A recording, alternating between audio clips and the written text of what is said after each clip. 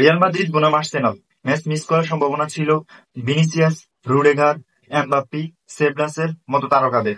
কারণ হিসেবে দেখানো হয়েছে আটলেটিকো মাদ্রিদের ম্যাচ জয়ের পর কিলিয়ান এমবাপ্পে, রুডিগার, ভিনিসিয়াস, সেবাস তারা কিছু অস্বাভাবিক অঙ্গভঙ্গি করেছিল আটলেটিকো ম্যাচ জেতার পর।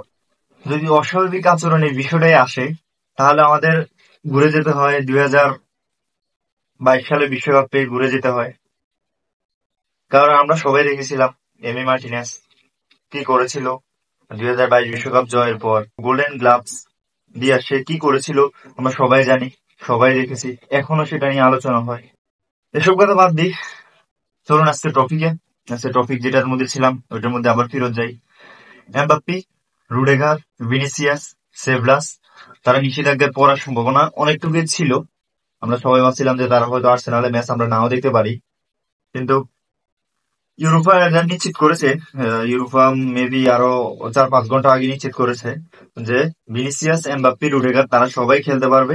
কিন্তু রিয়াল মাদ্রিদকে একটা জরিমানা করা হয়েছে। এই জরিমানাটা এত বেশি না, আহামরি জরিমানা না, মাত্র 40,000 ইউরো জরিমানা করছে। এটা আহামরি কিছু না। তাও রিয়াল মাদ্রিদের ভিনিসিয়াস, রুডিগার, এরপরে এমবাপ্পে, সেবাস তারা খেলতে পারতেছে, এটাই অনেক। কারণ তারা হচ্ছে মাদ্রিদের মেইন প্লেয়ার। ইউভা ডাইরেক্ট জানিয়েছে যে তারা কোনো প্লেয়ার রিয়াল মাদ্রিদের কোনো প্লেয়ারে তারা নিষেধাজ্ঞা আনবে না। তারা একটা সীমিত পরিমাণে একটা জরিমানা করেছে তাদেরকে, এই জরিমানা দিয়েই এনাফ। আর মাদ্রিদ যদি কোনো রকম আহ, মাদ্রিদ মাদ্রিদ যদি কোনো রকম নিষেধাজ্ঞায় পড়তো, কি যে হতো। এমবাপ্পে তাদের মেন স্ট্রাইকার, ভিনিসিয়াস তাদের উইঙ্গার লেফট উইঙ্গার, সেই তো মেন ভরসা। এরপরে রুডেগার ডিফেন্সের ভরসা, সেবাস মিডফিল্ডার। তো এরা যদি, আচ্ছা সেবাস বাদে দিলাম, এমবাপ্পে, ভিনিসিয়াস, রুডিগার, তাদের যদি যে কোনো একটা প্লেয়ার যদি কোন রকম নিষেধাজ্ঞায় পড়তো, কি যে একটা, মানে মাদ্রিদ কি যে একটা হেনস্থার মধ্যে পড়তো। আমার কাছে মনে হচ্ছে যে ফ্লোরেন্তিনো প্যারিস বয়কট করে দিত ইউরোপা ডাইরেক্ট। কারণ মাদ্রিদের মেন প্লেয়ারের তো নিষেধাজ্ঞায় পড়তো। ইউরোপা দিকটা ভালো করছে, কারণ না হলে আর্সেনাল ভার্সেস রিয়াল মাদ্রিদ খেলাটা এত জমতো না। আবার ওইখান দিয়ে আর্সেনালের মেবি গ্যাব্রিয়েল ম্যাগালেস ইনজুরিতে পড়েছে, আর্সেনালের ডিফেন্স দুর্বল হয়ে গেছে। আচ্ছা, এটা নিয়ে আর্সেনাল ভার্সেস রিয়াল মাদ্রিদ, এটা নিয়ে তো অবশ্যই ভিডিও আসবে।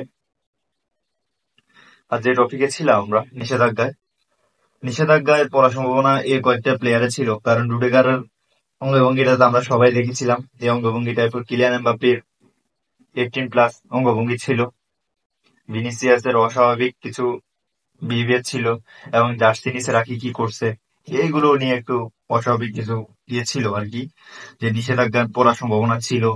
আমরা বেশি সম্ভাবনা এমবাপ্পে, ভিনিসিয়াসের থেকে বেশি সম্ভাবনা ছিল রুডিগারের নিষেধাজ্ঞা পড়াটার সম্ভাবনা বেশি ছিল। প্রায় ধরেন 80%, 90% সম্ভাবনাই ছিল যে রুডিগার নিষেধাজ্ঞা পড়বে। আর ভিনিসিয়াস, এমবাপ্পে 50-50 ছিল।